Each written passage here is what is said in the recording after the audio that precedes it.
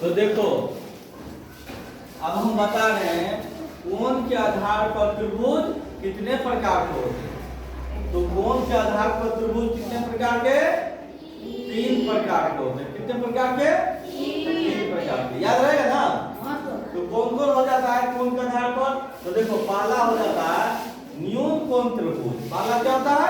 न्यून कोण त्रिभुज। अब किसे कहते हैं ये? तो जिस त्रिभुज का एक कोण हो तो न्यून कोण हो, उसी को क्या कहते हैं? न्यून कोण त्रिभुज। समझ गए ना? न्यून कोण होता है 0 और 90 के बीच के कोण। जैसे ये कोण बन गया 60 डिग्री, तो ये त्रिभुज हो गया कौन सा? न्यून कोण त्रिभुज। जिस त्रिभुज का एक कोण 0 और 90 के बीच में हो तो उसी को कौन सा त्रिभुज कहेंगे? न्यून कोण त्रिभुज। अब दूसरा हो जाता है समकोण त्रिभुज। तो जिस त्रिभुज का एक कोण समकोण हो, समकोण का मतलब वो क्या हो जाता है? 90 डिग्री हो। जिस त्रिभुज का एक कोण कितना डिग्री हो? 90 डिग्री हो, उसी को क्या कहेंगे हम? समकोण त्रिभुज। अब तीसरा हो जाता है अधिक कोण त्रिभुज। तीसरा क्या हो जाता है?